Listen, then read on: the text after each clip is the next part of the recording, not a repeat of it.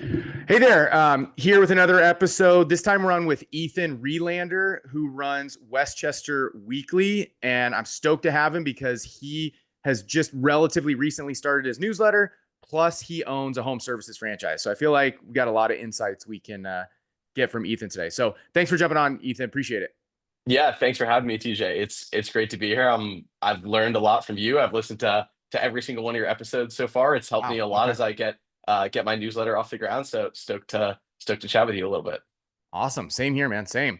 All right. Well, yeah, give us a little background on you. Obviously, you're a young, impressive guy. I wish I was like you when I was your age. But tell us, a little bit about your background, and then, of course, the fact that you own the franchise, and yeah, give us an overview. Yeah, sure. So the quick background on me is I have a background in finance. I spent around 6 years doing fundraising for private equity and venture capital funds in New York City. It was great. I had a great experience, worked with really smart, really interesting people, got to be around a lot of interesting deals and interesting businesses. And as time went on, it sort of became clear to me that I was pining for owning and running one of those businesses myself. So that sort of sent me down the SMB journey that lots of other people have been down and are going down right now. And where I ended up landing was a franchise business with Rolling Suds in the suburbs north of New York City in Westchester County, New York, and Fairfield County, Connecticut, which we just launched coming up on 2 months ago. So we're still really early on in that. And then, as part of the platform that I'm trying to build out in local services in my area, I'm also building out Westchester Weekly, which is a currently weekly local newsletter that targets one of the two counties that my Rolling Suds business services. Nice, man. That's awesome. So, man, that's even more impressive than I realized. So, tell me actually, because I'm in that whole SMB Twitter sphere where people talk about this kind of story that it sounds like you personally are living. So, before we even get into newsletter stuff, I mean, working in New York City, venture capital, private equity. I mean, sounds exciting, and probably I assume you did pretty well. Give us a little background on how you know, that whole story. Because again, we hear it in general, but now I'd love to hear from you personally about how you thought about what you were doing and why you didn't want to keep doing it. Yeah, no, so it was a really great experience. I worked for a firm that, they were really great. They gave me a shot, a couple of shots, really early on to go into new areas. Essentially, the way that the fundraising business works is there's sort of two sides of the house. One is project management, which is sort of executing a fundraise, and the other side is distribution, which is essentially selling the fund to potential investors like endowments, pension funds, family offices, investors like that. And the firm that I was at gave me a shot to go into distribution when I was 25. I'm 28 now. When I was 25, I had a shot to go into distribution, which is much younger than most people ever get a chance. Usually you need to put 5 or so years into project management before you can move over. So it was great. And that was really, really, really helpful sales experience for me, which is super valuable in my business today. And I had, yeah, great experience. To be honest, we worked with a lot of buyout funds who bought lots of really interesting home services businesses. I saw lots of Mhm. pest control transactions, HVAC transactions, auto repair transactions, and clearly that general segment of the economy was really attractive. But as I started to think about, what am I going to do on my own? Am I really equipped to start a brand from scratch? You know, Mhm. I didn't feel completely prepared to figure out how to turn all those dials correctly on my own, which sort of sent me down the franchise path. And the reason I landed with Rolling Suds when I did is that A, it's an emerging brand. I wasn't interested in buying someone else's business. I think the search fund thing is awesome, and there are lots of really interesting people I've met who've done really, really cool deals that I love hearing about. But I wanted to build my thing, but just with some guardrails. And the way that I thought about it was franchise in home services was sort of like a business with some small training wheels to sort of get me on the right path. Took care of the branding, some of the marketing came in a playbook that I can sort of build off of, and then my job is to build the team, build the organization, and then sell, which is something that I wanted to spend a lot of my time doing was selling my services. And then as I evaluated all the emerging franchise brands around, I thought it was very obvious that at some point there will be a national power washing and soft washing brand. And it was really surprising to learn that there wasn't already. The fact that Rolling Suds was growing as quickly as it was really attractive to me. And the fact that the territories near where I live in New York City were also still available. All those factors sort of, stacked on top of each other. And, we got the process done. We launched March 1st, and we're off to the races, and we're in the middle of busy season now. It's been a crazy ride. That's awesome, man. That is really cool. I love how you're just taking action on this and, you know, treading your own path, right? Because I feel like so many people, it's easy to just do the PE, working 60, 70 hours a week, make pretty good money and just do that for your whole life, right? So Yeah. yeah, I And think to it's be really clear, helpful. like I've got nothing against that. It's Yeah, like no, for some people that's there's right. that Yeah. it's a really great life, and there's lots of really smart people doing really cool work there. So I've got nothing but good things to say about it. But I just really found myself um wishing I was building my thing. And Exactly. as good, the firm I was at took really great care of me, but it was never going to be my firm. Mhm. And that was really ultimately what it came down to. Yeah, you just had that entrepreneurial itch and you just can't get that in that spot, right? So that's Exactly. cool. Um, okay, real quick, I just want to clarify. What does Rolling Suds do exactly? Like what is it that you're selling? Yeah, so Rolling Suds is the largest residential and commercial power washing brand in the country. Power washing. So Okay. we can do, single family homes. We just did a high school down the street from where I'm at right now last week. We can do movie theaters, office buildings. So spanning the residential to commercial spectrum. A lot of times when people think about power washing, especially, residential customers, they think of, a local high school kid or a guy in his pickup truck. And sort of our value proposition, especially in my market, is bringing, a very high level of professionalism, knowledge, high quality equipment, because the people around here really care about how their house looks and feeling confident that the people that they're entrusting to take care of it will take care of it as if it's their house. And that's sort of the level of service that we're striving to provide. So far, it's resonating pretty well. Yeah, that's awesome. Quick background though, as we get into the newsletter side and what your purpose is for doing the newsletter, which of course I think relates to Rolling Suds. Just to give people an idea of value, like what would you charge? What's an average fee for like I don't know 2,500 square foot house? Just so I have an idea. I literally have no clue what that would Yeah, cost. so this is a great question, and it's not an easy one to answer. So I Yeah. probably won't be able to give you the neat answer you're looking for. It really depends on where you are in the country. Markets are very variable. Levels of competition are very variable. We're in a really seasonal area. We have winter, we have snow and cold weather. You can't power wash if it's below a certain temperature. So, relative to Florida, where you can power wash all year round, we don't have that. So we have less competition. And some of the socioeconomic factors we have around here allow us to, charge a little bit more than some folks in some other areas of the country are. But to answer your question more directly, 2,500 square foot house, if we're just talking about the siding of the house, not the patio or the roof or the driveway or anything like that, you're probably looking somewhere in the range of $300 to $500. Okay. Okay.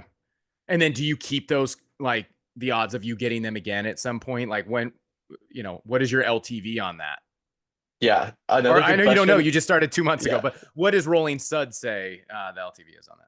Yeah, so it's a really great question. It's something that I'm still working on. Part of my plan and my goal is to build out a reoccurring revenue base with customers that we regularly Oh, okay. we don't necessarily put them on a formal contract the way you might with a pest control business where you're coming back, whatever it is, once a month.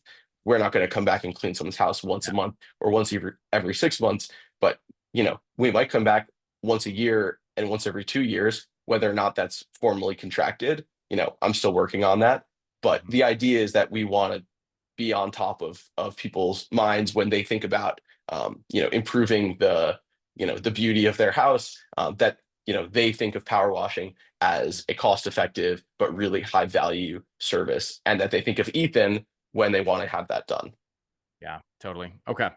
No, that makes a lot of sense. So let's talk about the newsletter. Let's just start with, before we even get into any details, um, tell me about why you started the newsletter and potentially how you view it in relation to helping Rolling Suds versus maybe being its own standalone thing that could make money, obviously ads or something else. What was your vision for starting this? Definitely. So the town that I grew up in, um, just sort of stereotypical, cute, small New England town, um, had a local newspaper all growing up. And over time, around when I was in high school, a local newsletter, it wasn't really, it wasn't really a thing back then, but it was really just like a couple of moms who started putting out, on Facebook, and eventually over email stuff that was going on, more news focused, as sort of like a next generation local newspaper. But over time has transitioned to being really what you and I would now think of as a local newsletter. And so I sort of had an interesting early exposure to that. But to be honest, I never really thought I would ever be Mm, involved in something like that. But as I started building out my Rolling Suns business, and spending more time reading, listening to your content and others in the local newsletter community's content, it just became extremely clear to me that there's a massive gap in you know searching and curating and aggregating local things to do in at least one area that my Rolling Suds business services. So I'm from Fairfield County, which is the second county that my business services, but Westchester County, the other one. As far as I know, and as far as I knew when I started looking around, there's no high quality aggregator and curator of local events, happenings, activities, things like that. And it was just extremely, clear to me that that ought to exist. It's, a pretty big, pretty densely populated area. There's lots of stuff going on. There's lots of people with disposable income to go to events and activities. And it was really surprising seeing a lot of these other local newsletters pop up that didn't exist here. yeah. Okay. That sounds good. So I'm looking at it right now. Does this sound about right? So you're covering the whole county of Westchester, which is perplexly saying about 1 million people. Is that right? Yeah, That's actually yeah, it's pretty big size. It's like, that's as big. far as I understand, it's like on the very largest end of sort of what most people would consider to be, a manageable Hmm. audience. The reason I went with Westchester is that it's around here. It's, a lot of people identify with the county as much as they do with their town.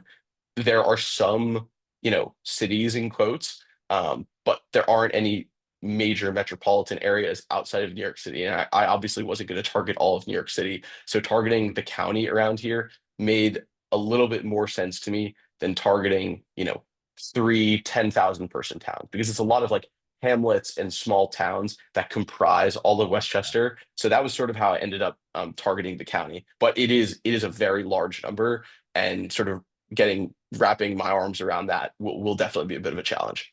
Yeah. But I will say that normally, yeah, I would say that's probably too big. But I'm from the West Coast and well, Texas now, but like I hear about Westchester County a lot. So I Yeah, actually think that makes a lot of sense. That what it really comes down to is what do people associate themselves with, right? And so if everybody there associates themselves with the county much more than the city, I think that makes a ton of sense. And again, bigger is better in terms of value prop for you on the business side, right? So it's really just the downside becomes, are you covering too much that some people in Westchester County be like, oh, why does he keep covering this area? It's an hour and a half away. That would be the downside. But again, I don't know the square miles of the area, but I think you might be onto like a perfect place. Plus, it's a very high net worth area, right? A lot of the wealthy New York City people live there, right? exactly. Yeah, it's sort of, you'll live it. It's the kind of idea is you'll live in New York City until you're 30 and you start having kids, and then you'll Mm-hmm. move out to Westchester or Fairfield County or something like that. But you're right. It is like geographically, it is quite a big area. To drive from one corner to the next is over an hour easily. But it's important to remember, or to keep in mind, that most of the county is comprised of very small towns that are right next to each other. So it's Mm-hmm. not like out west where you might have like a 20,000 person town and then 20 miles down the highway is the next town. It's Hmm. like, you They're know, all on top of each other. 100 yards away is the next 10,000 person town. So sort of Right. segmenting it in those smaller ways that you might in other parts of the country, it just wouldn't make a lot of sense in this area. Yeah, no, no, totally. Can I throw out one thing? But again, before we dive into the numbers, just I want to get your take on how you thought about this, Sure. um, because I think you're the second person that I've talked to who has it in the name, and I'm just because we just went to 2 times a week last week, and I'm already told my wife I'm like we need to go to 3 times a week, like as soon as we can. What do you think about the name being weekly? Like, do you worry that you box yourself in, or because I know the alliteration is good, but there's also the potential negative of boxing yourself into something. So I don't know. How do you think about that? I think you've definitely correctly identified a potential weakness that we'll have to address at some point. But to be honest, when I picked it, I wasn't thinking really that hard about how many times we'd be sending out there. I mostly the you know I try to be thoughtful and analytical with how I make decisions. But similarly with how I decided to start Westchester Weekly and also how I landed with Rolling Suds is a lot of this is I just want to get in the game. And Mm-hmm. I Best. was a entrepreneur for a couple of years, and it got to the point where it was like, okay, we need to not let great get in the way of good, and we just Mm-hmm. need to start. And the way that I think about the name is like, yeah, it might be a hindrance at some point, but if we build enough trust with our readership, we can just change the name. I'm like we probably will at some point need to do that, assuming everything goes well. We decide we want to publish more than once a week, and we can always rebrand it. But I didn't want to let that get in the way. I didn't want to like analysis paralysis myself Mm-hmm. into not actually starting the newsletter. Of course. And I think that's totally smart. I think too many people do that, including me in the past. I've learned that lesson as well of just move fast, right? Yeah, Momentum is so key, and getting started is how you build momentum. And I would actually say it's funny that you always want to make sure you look at the opposite angle, right? So I'm sitting here telling you, and you're concerned. Okay, is this a negative? Is this a negative? Is there a positive here? So one way to turn this into a positive, we talk so much about, um, the human touch that we're going to bring to this. We all know AI is coming, and there's these AI newsletters and whatever. Being really human about this, you could actually turn this negative into a positive by discussing it as a person. Like you're literally telling me, you tell your audience, right? It's like, that's a hey, great make point. it a joke. It's like, oh my gosh, what Westchester Weekly, yeah, we send 3 times a week. Isn't this so crazy? Here's what happened. Here's the story. And you build that like likability and trust of yeah, you turn a mistake into something that people engage with. This comes back to I remember Greg Eisenberg mentioned it, and I actually did it once, and it works. Is like AI is so good now that sometimes you want to actually have spelling mistakes because people then associate that as not AI, right? Yeah, yeah, And I totally. immediately went to ChatGPT and said, please make 4 spelling mistakes in this output. And so technically he's wrong, but yeah, nobody thinks about that. But I do think there could be a play here where you keep it and make it part of your story. So just to throw that out there, what do you I think? think that's a great idea. And it's at some point, if I do decide it actually is, net valuable to change it, exactly what you said could be a really helpful way of finding another name and using the community to help Yes, pick a new name, whether it's just sourcing ideas or having a poll. Like that's a great way to engage people and make them totally. feel like it's their newsletter as much as it is, myself and my buddies who are running it. Yep, totally. Yeah, we just did that in one of mine where we asked them about like a tagline, like creating like, oh, what would be a cute, fun tagline to put on a hat or something, and it's just, yeah, that's engaging, and you're giving them the feeling of they have say in the brand. The other thing we did in mine 2, 3 weeks ago was we asked them, even though we knew we were going to do it anyway, but we wanted to get the feeling was, do you want us to go to twice a week? We made a poll that said we keep running out of space of content, so we want to go to twice a week to help you give you more of what you want, right? And so we got a lot of engagement on that, and it was like 75% or something said yes. So Wow. um, yeah, so that's a good thing. Also, I don't know if you heard my recent episode, just something to think about for people who maybe didn't, is one of the things we are so afraid of is doing more and people feeling overwhelmed and unsubscribing because they're getting too many emails. And I had talked to Shane in Canada, and he had gone from 1 to 3 and had very little unsubscribes, like a small amount the first week or something. And after that, like everybody was just happy. So anyway, I like to assuage those fears that people have of overwhelming people.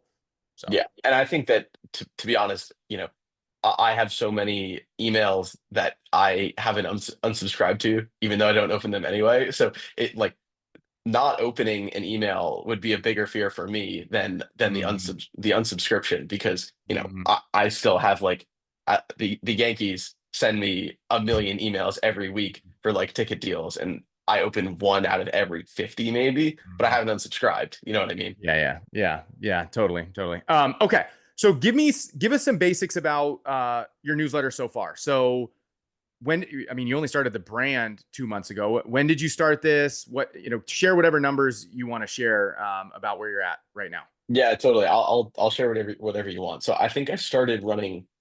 So I originally started just running Facebook ads just for kicks, not with not necessarily with the explicit intention of creating this real thing.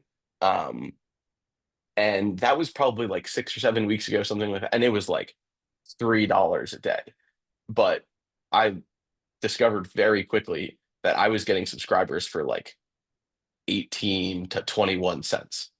So I was like, okay, well, I've seen some other numbers on Twitter and or X or whatever, and that seems very, very low. So Mhm, there's probably some demand here, like to actually build this thing out. So, mhm, but I was also in the midst of building out my new company, and I knew I wasn't going to have the time to write this thing. So luckily, I have a couple of buddies. One of them works in comms, and he's a great writer, and he was working on some little side things anyway, and he was totally interested in coming on to write sort of like the draft of the newsletter every week. The other one works in sales, and he's sort of waiting until we were at the right moment to work on selling ad slots.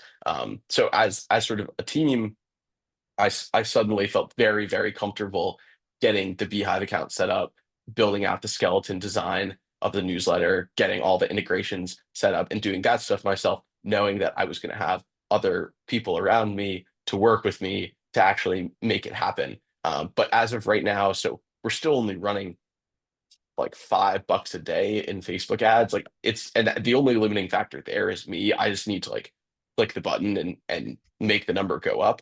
Um, but we're still getting subs for like 20 to 25 cents. And so right now I think we're at like 1,300 subscribers. But again, if I just doubled the Facebook ads, we'd be at like a few thousand probably in a couple weeks. And then so we just launched our third edition this morning. Our average open rate right now is like high 50s, which I think is okay, but I would really love to get that above 60. And I'm sort of tinkering with ways to do that. One of the things that I've definitely been doing poorly is writing a good subject line. Um, One thing that sort of hit me over the head this morning as I saw the notification for the email come up on my phone was that obviously the sender in the Gmail app says Westchester Weekly, but the subject line of my newsletter was this weekend in Westchester, colon, and then like a few things that are happening. yeah. But this weekend in Westchester takes up the whole All thing, and the right. sender is Westchester Weekly. So it just makes Mhm, no sense. So obviously next week we're not going to have this weekend in Westchester. We're just going to have three click inducing, you know, mhm. you know, nuggets that will make people want to check out what we have to say. As far as click through rate, we're like around 6% for a newsletter, which, as far as I understand, is pretty decent. Um, and then what else? What else can I share? No, I mean, I think that's all good. And you actually hit on some really interesting things we can talk about. So first thing would be, again, I know this all depends on your financial situation, but I will tell you, yeah, 20, 25 cents is killer. You will in the future look back on this time and wish you probably had put more money into it. So I would urge you to start increasing that. Now, the more you increase it, the worse it may get a little bit. But I think even now, if you could put it up to 20 or $30 a day, you probably will stay similar in that range. The other thing I would tell you about that as well is the fact that you're also in such a high value area, of wealth. It also being that low, just holy crap, man. Like, and you're in a big area, like Right. I, this is potentially a really big play here. I mean, this is good for you, man. I'm excited. I think you should throw some more at it if you can afford it. So, but then this actually comes to the other question though, because this is really interesting. I didn't realize. So, are these guys partners, or because I love this idea of, okay, you got a writer and a sales guy, and you're maybe like the operations guy. Dude, this is awesome. Other than the downside of this, of, you know, obviously you own less if you're partners. I don't know. Do you want to talk about that structure at all, or how you guys are thinking about it? Because I know it's easy right Yeah. now when you're not making any money and it doesn't really, it's kind of a fun project. But dude, if you guys do this right, this is going to be a real thing. And so, how are you thinking about that? Yeah, so it's a great question. Um, we don't have it sort of written up right now, Mhm. but these are also two of like my good friends, They're and good. Yeah. Yeah. like the and this maybe is a good segue into why I thought other than there being a gap in the market for this thing, why I think it makes sense for me to build this out. Um, the short answer is that I definitely want to share, if they're going to put in lots of work too, like sure, I came up with the idea and ran the initial Facebook ads, but like they're going to put in lots of work, like it's going to be our thing. Yeah. And which I'm totally happy to do. And I think it would be really fun to do this business with friends. I think that'd be awesome. The other piece of it, and we'll get to each piece, is that, if this thing works, we build trust with an increasingly large readership. This is like such an easy negative CAC distribution platform for my Rolling Suds business. You know, I can just place ads, and I already placed. We basically we don't run any ads except for one banner with Rolling Suds, which Rolling Suds isn't paying for. And part of the idea is that we can this can be a cash flow generating asset that drives business directly to Rolling Suds over time, which is just such a no-brainer from a market. It's like the marketer's dream. So that's like a sort of medium term objective to build out as part of this. And if that marketing channel works for Rolling Suds, then you know I'm not going to stress that much about whether I own 100% or 50% or 30% of this newsletter, because if that's working, then that means this whole thing is working really well, and there's going to be enough good stuff to go around to all of us. So as far as structure goes, we don't have anything formal, but I would Yeah. love to share it with them if they're going to be as invested, from a time and energy standpoint as I am. Yeah, no, that makes sense. And I think the other key here is I'm assuming these guys aren't have other ways of making money, right? I think the fear becomes, if this is your only thing or their only thing, that's where stuff can get pretty messy. But if you guys all kind of realize this is a fun project, we want to build something together, it's going to build influence in the community, which will lead to other opportunities, whether it's you getting more gigs for Rolling Suds or partnerships with other companies or people wanting you guys to do it for their business. There's so many ways that this can work long term for all three of you. And then thinking about it as the money is kind of the direct money as kind of a secondary value prop. I mean, does that sound kind of how you're thinking about it? That's exactly right. If Yeah. this thing works, there will be lots of ways for it to work for all of us. Yeah. And I'm not super stressed about the ownership of this particular asset being, dialed exactly correctly, calibrated to each person's level of effort. Like if it works, we're all gonna have a great time. Yeah. Yeah, totally. So you're putting your own brand at the top. Is that what you're saying? Like at the very top of the newsletter? Not at the very top. It's like just below the fold. I don't want to, Okay. I want to accustom my readership to seeing ads in the newsletter, Yes, that's what but you want to do. so that's why I have like we haven't done any BD whatsoever yet. But I'm sure at some point we'll be able to, and we have some ideas for who we want to go after. But for right now, I have it basically below our little intro blurb, and then we have like a featured event, which we're not making any money off of. We're just picking something that looks cool, a featured event, and then a little banner with Rolling Suds ad, and then the rest of the newsletter. And Okay. it's not even really an ad. It's, to be honest, it's just like a clickable logo, and then like a one line thing saying like Rolling Stones is local power washing. If you click here you can get a free quote, and if you mention Westchester Weekly you get $100 off your house cleaning, something like that. Nice. Okay. So what do you think about two different things here on the same principle of the advertising of either running like a full ad for rolling suds, right? Like what you see a lot of us in what we do. It's usually call it the equivalent of 2 paragraphs worth of, content, maybe, what is that, like, call it 2 to 3, whatever, 4 to 6 sentences, right, about a business, probably what you would write as an ad. Doing that as an ad for rolling suds, and or doing ads for free right now, while before maybe you think people want to pay you, doing it for free for people, maybe using that as an in with businesses for whatever reason, in the sense of, obviously there could be value in that of, giving first, but then also just getting your readers accustomed to seeing like full ads in the newsletter. And not only that, but then also when readers also own businesses, they're like, oh, there's ad slots here. Maybe I need to reach out to these guys and I want my business there. Right. So how do you think about that? I think those are excellent ideas. I've gotten 0 clicks on my ad so far, so Yeah.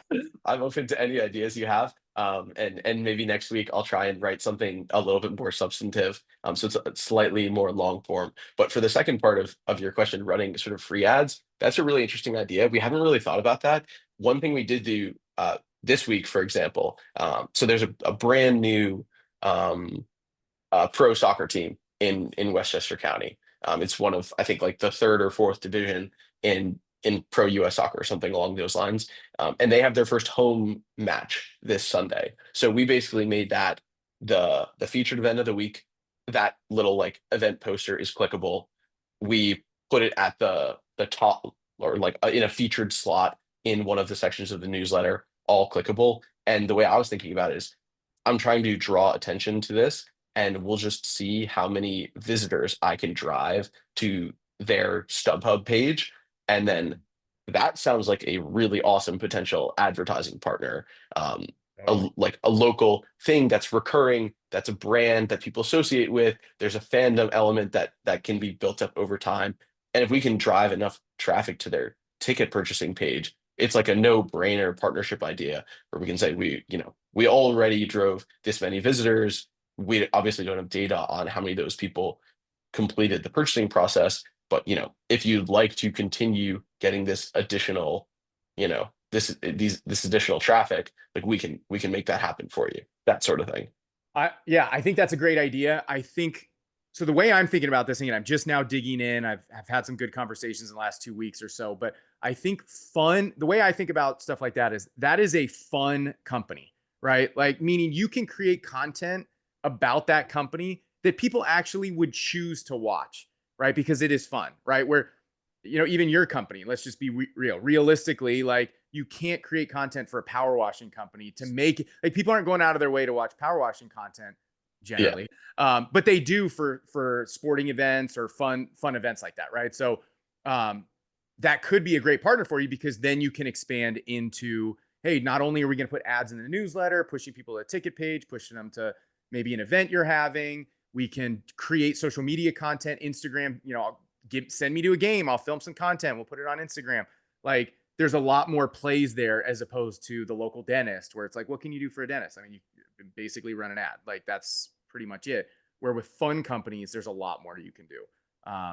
So yeah, I think your idea is good, and just keep expanding on it. that's a great idea. Yeah, I Yeah. love that. Yeah. Okay. So yeah, and then the other thing I would tell you just about the ads, how I would think about this is not just having text. Like, I would also write your ad.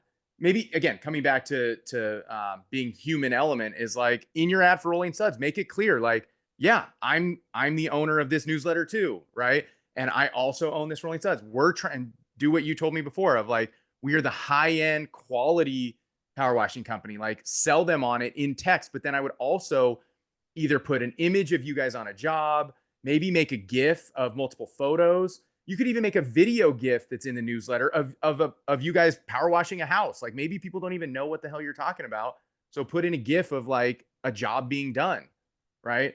So I think just getting people used to what the concept is and giving them more detail about what separates you, and then again, knowing that that's probably not going to work the first time they see it, right? But if you do it every month, maybe by month 5 or 6, they've seen you a bunch of times. Like, man, this guy's providing so much value. They look legit.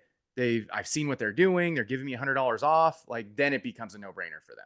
Right. Yeah, that's a great idea, and I'm just thinking out loud as we're talking about Yeah. it. But I wonder if in the copy of this ad, there's a way that you can sort of, or like that I can sort of write, you know, in the last month, we've cleaned houses in these 15 towns in Westchester or something like that. So it's like very tangible, feels like their neighbor just got cleaned. So Yes. it's not like, oh, this random logo is just like advertising at us. It's like we're already in the community Yeah. sort of thing. When they see their town name, I know it's called Westchester County and my town is in Westchester County, but I still like, oh, it's a big area. Oh, he was in Right. blank town. Like, oh, Right. okay. And then another thing you could do, actually, this may be a great idea for you specifically with what your business is um, put a picture of a house in a town. The left side is what it looked like before you did the job. The right side is what it looked like after you did the job. And then have the town name of where it was, above or below it. Like, this is Right. what we do. Like, here is what the house looked like. Here's what it looks like now. Do you want this for your house in blank town? Like, yeah. So you just keep building that affinity. And again, to your point of, we actually are here, right? As opposed to, like you said, especially people Google Rolling Suds, they might see that, yeah, they're everywhere, right? So making it clear, Right. hey, we are only here. We are a franchise. Like, I live here, that kind of thing. Yeah, I love that. Yeah. Yeah. Awesome. Um, okay. So what other questions do you have? I know you and I were talking a little bit on Twitter, but about the newsletter itself, content, design. Is there anything that you think you're doing well or think you're not doing well and you have questions about, or things you're thinking about implementing? Yeah. Because I know So when you're new, I it's very easy to be like, oh, I want to do this, I want to do this, or oh, I don't like this, which is good. totally. Yeah. So I do have a couple of questions. So I'd Yeah. love your thoughts on this. What's the general sort of rule of thumb about how much content to stuff in a single newsletter? When are you at too much? Oh man. I don't know if I'm the right person to answer that, because I think every time we get cut off by Beehive, even now that we're at twice a week, we're still getting cut off. So one thing to know, and I assume you know this, but maybe for the audience as well, that one of the biggest hits to the capacity of a newsletter is putting in links. And again, I'm not a tech person, so I don't know why that is, but adding in links takes up a lot of space to a newsletter. So um, that's something to be aware of. And that's why we keep running out of space, is because we put so many links in there. Right. And I Mm, think that a lot of people do, but for us, I don't know if we just putting even more in.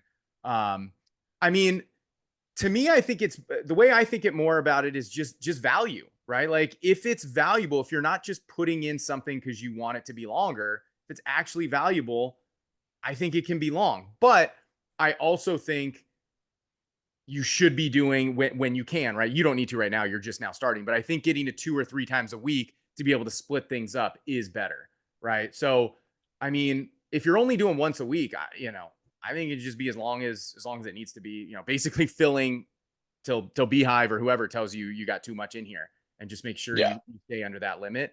Because again, remember your competition, like, you don't have any really, like, there's no real way for people to get this information, right? So I don't really worry about having too much. Plus, it's easy for people to just like read halfway down and then turn it off if they want, right? And you still get credit for that.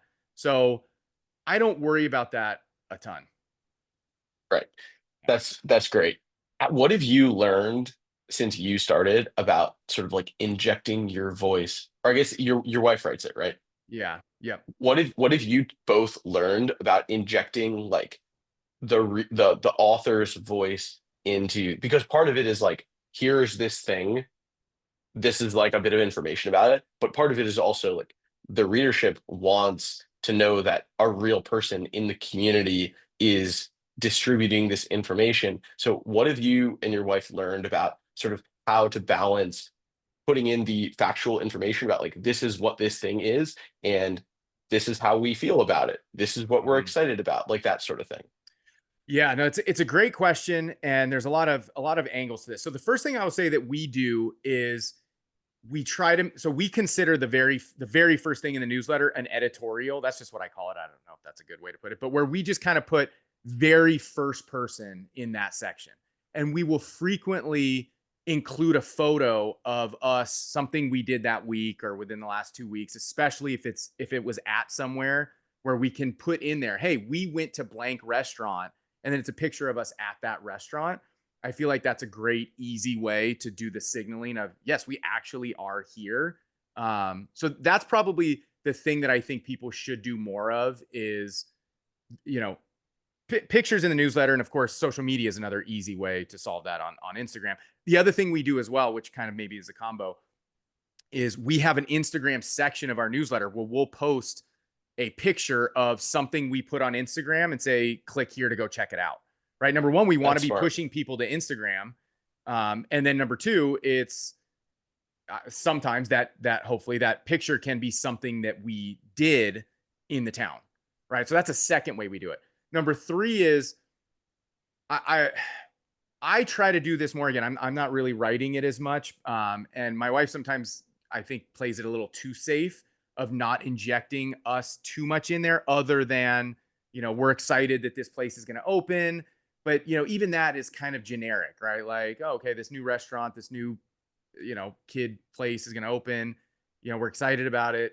That's not super personalized. So I actually think we should do more, by explaining like what you're going to do about that place. Like, oh, I'm going to go here when this event is happening, or, things that are very like only a local would know. Right. Another example of this that I try to think about is maybe think about how AI would write something. If it knew something was going on, think about how you can write it in a way that makes it clear something that AI couldn't know. I think I've said this on another episode before, but one of the things was in my area, they're putting a Chick-fil-A in, their drive-throughs have crazy traffic, and we already have a traffic problem there, right? So talking about how the hell is this driveway this is gonna screw up the whole road because if people are out in the road, blah blah blah. Like AI just is not gonna know that, and that is a way of having a personality and an angle on something that people will agree with, and also is not really controversial. Because then the other point of your question is the controversy side, right? And do you want to cross that line by giving an opinion on something that people have strong feelings both ways about? That's a bigger question. We're trying to avoid that. I'll just say real quick, we in my town, they're talking about turning our main road into a toll road. And so people are like 90% pissed off about this, right? So it almost would be easy to take that stand, but we're trying to avoid, talking about it. We're writing what, in general, what people are saying, but we're not saying, yes, we agree with you, this sucks. Like, we're not doing that. So I don't know if that answers your question, but No, no, it's great and it makes sense. Like the last thing I want to do is turn my newsletter into like the local Facebook group where it's just exactly. We're trying people to who be are just anti-Facebook group, right? exactly like that's the whole thing is that like this is curated. It's not just a free for all. It's just like this is the one place you go to find all of the things that are worth your time, and that's it. Exactly. Exactly. So to your point, yes, we are writing about this. It's big news. It's important for people to understand what's going on. We're just not including our opinion on Yeah, it, right? yeah, totally. So yeah, yeah. Hopefully that helps. What else? I know. Did you have any questions or thoughts on design? Although that may be hard to talk about without visuals. But Yeah, how I do you think feel so. about your design? I think it's fine. I think Yeah. like again this kind of goes back to the just like ship stuff that we talked about Mhm. earlier. Like Yeah. you know it's going to evolve over time, and there's a lot of room for improvement. I've got a running list of all the things that I know need to be worked on, and it's just a matter of like getting to them. I think for now it's fairly clean. I implemented all the things that you suggested, which I think were all like spot on, correct. Made it a lot more readable. But as far as like, what's the guy's name? Michael Kaufman Yeah. in the Catskills? Like, I Mhm. mean, his design is money. It's incredible. So like that's the North Star, but we're certainly a long ways away from that right now. Yeah. Well, from what I remember, what you showed me for you having just started, and I think doing this on your own, I think it was really good. And I just gave you some minor suggestions, but I think you're definitely, yeah. I wouldn't stress about design too much, especially if you implemented a couple of the minor things we talked about. And just, yeah, it's good to have that list. But to your point, do not stress over it, right? Like, it's not, when we talk about design, I know you should have it look as good as you can. that doesn't mean like wait until you figure that out perfectly before you do anything. Like A absolutely hundred not. percent. Right. Yeah. Yeah. Like And I'm gonna people, get yeah, go ahead. no, go ahead. I was gonna say, and I'm gonna get data over time as I like make tweaks, things are gonna improve, or it'll be clear that, oh, maybe that didn't work so well. We should try something else, and just iterate over time, and not let that stop us from just continuing to get reps in, and push content out. Yeah, totally. And then real quick, did you implement the poll or not poll, the survey? Yeah. Do you have a subscriber Yes. survey? Yeah, and it Okay. I don't know what happened, but when I first tried to do it in Beehive, I just like I wasn't getting any responses. And then Hmm. I turned it off, recreated it, basically exactly the way that you have it. And it just suddenly, I don't know if I like turned it on wrong first time or something like that, but it's working really great. I actually Nice. should calculate how many subscribers are clicking through it. I should figure out what that number is, but I mean it's definitely people are engaging with it every day. We've got in our sort of welcome email, we've got a little question at the end, like let us know what your favorite restaurant is. Maybe we'll feature it at some point. So we're getting like at least once or twice a day replies to that email Really with cool. people's favorite restaurants, which I was really surprised by, but I think is pretty cool. I don't know what I'm Oh, going to that's do with that yet, but it's good engagement. well, no, that's exactly why you want to do that. You want people replying to your email, right? Because that's good for Google and whatever the email platforms to see that you're a legit email because you're getting replies to it. So that's really the main reason. Right. Well, that's cool, man. I would just say, just to throw this out there for you and the audience, um, that the two questions that I've left out that I really want to, I'm probably going to redo my surveys soon to include these is number one, asking if they're a business owner. I don't know. Do you have Yeah, that I've got question on there? that. You do. Okay. Yeah. So you're ahead of the game there. And then the other one, which I still don't know how this is going to work, but sometimes with this survey stuff, you can just get the information now, even if you don't know what you're going to do with it, is asking for their phone number. This is something that I've heard multiple times now from some of the really smart newsletter people is getting people's phone numbers. I mean, it's obvious how valuable that can be, but even if I don't exactly know how to use it or what the plan would be, but just getting it now so you can figure it out later probably is a good play. So that's something I think people should be thinking about. Also, one of the angles of that though is you probably need a reason why you want their phone number. Like you probably just don't want to put on there like, age, where do you live? Are you male, female? What's your phone number? Like then people are going to be kind of turned off. But if you say, hey, give us your phone number because we're going to do, we'll give you updates on deals or we'll give you, some reason to give it for them to give it to you, they'll do it. So Yeah. that's something we're thinking about. And the reason for this, and tell me if you've thought about this at all, but something I'm really working on mentally and talking to AI about, we haven't tried to implement anything yet, but just brainstorming a ton is segmentation and how to send, whether it's specific offers, whether it's potentially even sending a different newsletter. There's just so much you can do, but that all comes from the survey. So is that something that you've put any thought into? I've totally thought about it, mostly from the business owner standpoint. Mhm. This is the I guess the last leg of the stool for why I'm really excited about this idea that I maybe haven't talked about yet is, building a network of other business owners in my area is just so obviously valuable for me as a local business owner from multiple standpoints. One is that like if I know other people who own businesses and other people know I own businesses, like having that network is extremely valuable. B, like those are potential advertisers. So from Mhm. a segmentation standpoint, um, that's definitely something I will leverage at the right moment when it makes sense, whether it's, trying to sell ad slots or trying to organize a local business owner meetup to like compete with a BNI type of group, which is Mhm. sort of, people typically think of as like a bit of like it's a little bit like old school stodgy.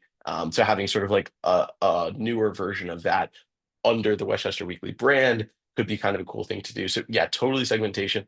I mean, I'm always in favor of collecting as much data as we possibly can without inhibiting the user experience. So I've sort of been trying to toe that line. I know you have a question in yours, I think, about income. I'm Yeah. really curious if you've gotten any pushback on that. I think I've seen literally one person on one of our ads. said, "Oh, why do they need how much money we make? This is a scam or something." Like that's literally it. One Wow. out of, you know, thousands and thousands, right? I think this comes back to, I've mentioned this before, and it's tough for my wife sometimes and me a little bit too, is I think normal is you get negative feedback like that from one or two or five people. And it could feel like, is this everybody? Everybody hates me because of this. Everybody. And it's like, no, there's like literally five people. How many people are looking at it? 15,000. Yeah, you probably shouldn't take five people's opinions so much to heart when 15,000 didn't say anything, or you're getting tons of positive feedback. This is why you should have that at the bottom that says, was this a great newsletter? Was it okay? Or was it bad? Because, yeah, sometimes we do get people say it's bad, but we get 10x as many people say it was good, right? And that helps it make it easier to say, okay, most people are liking this. If a couple don't, oh well, right? You're not going to please everybody. Yeah, and they're not a good fit for the newsletter anyway. So Yeah, that's fine. Like they'll exactly. find other content that makes them happy, and more power to them. Or you can always just leave it as not required, right? I think on ours, I think we made it required.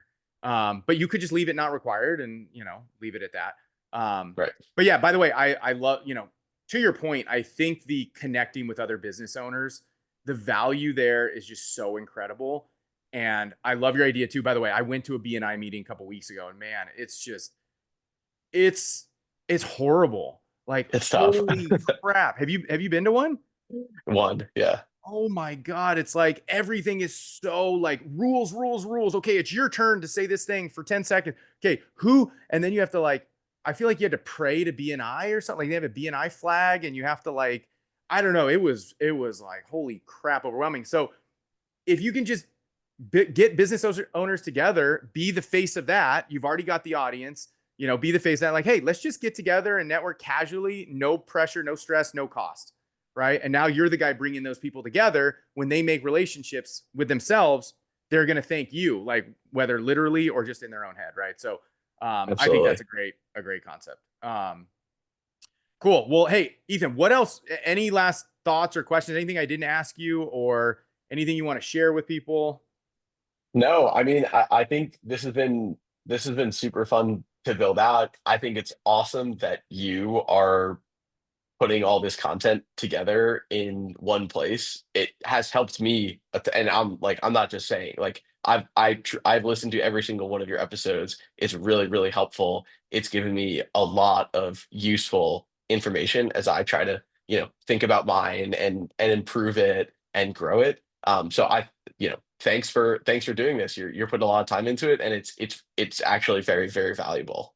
Well, I appreciate that, Ethan. It's funny because I don't think about it that way, but it's great to hear it. So I really appreciate it. And I appreciate you doing what I'm recommending people do. I think more people who own local small businesses are the ones that should be doing this, right? So you are a great case for this. And that's why, dude, I want you to throw some more money into this. I want you to get bigger.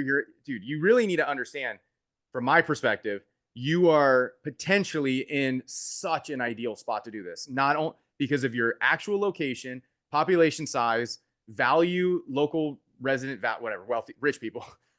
You own a small business. You're young and hungry. You're willing to connect with people. You're in a great spot to take advantage of this. So please do a great job and keep me abreast of what's going on because I feel like you're going to be a great one to have on again soon when things start going really well for you.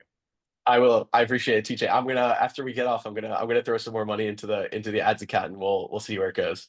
And make sure once maybe get it to like 15 or 20. And just from what I hear, I'm not an expert at this, but this is what we do is we just increase it at $2 a day or something, right? Because Yeah, sometimes if you go too big too quick, so just get it up to at least 20 or 30, because you'll regret it if you don't. So yeah, awesome. Well, thanks for awesome. having me, TJ. Yeah, thanks so much, Ethan.